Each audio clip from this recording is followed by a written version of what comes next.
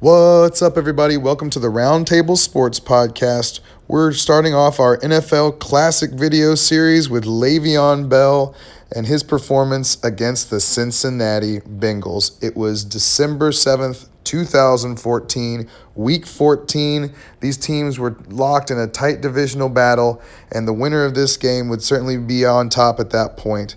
And Le'Veon Bell came through in the clutch, 26 carries, 185 yards, 6 receptions on 9 targets for 50 yards, 2 rushing TDs, 1 receiving TD. Certainly a line that we're looking for in fantasy, certainly a line that won a ton of fantasy weeks at that time. And I wanted to come back and take a look at Le'Veon because he's what I think about when I think about having a fantasy running back that is absolutely reliable in any game script.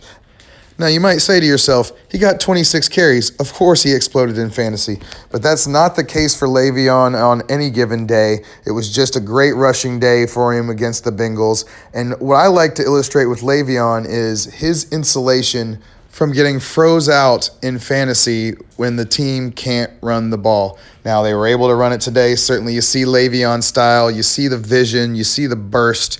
You see his little herky-jerky where he waits for the hole. It's all beautiful, but what I really like about Le'Veon, look at him go. Look at him go. What I like about Le'Veon is that when the Steelers were down, if they got down in the game, he was such an integral part of the passing game that it didn't matter. He was getting targets when they weren't rushing the ball correctly like they did today. Now, there aren't as many teams featuring the running back like they did in these days, and especially in the 90s when it was even more prevalent.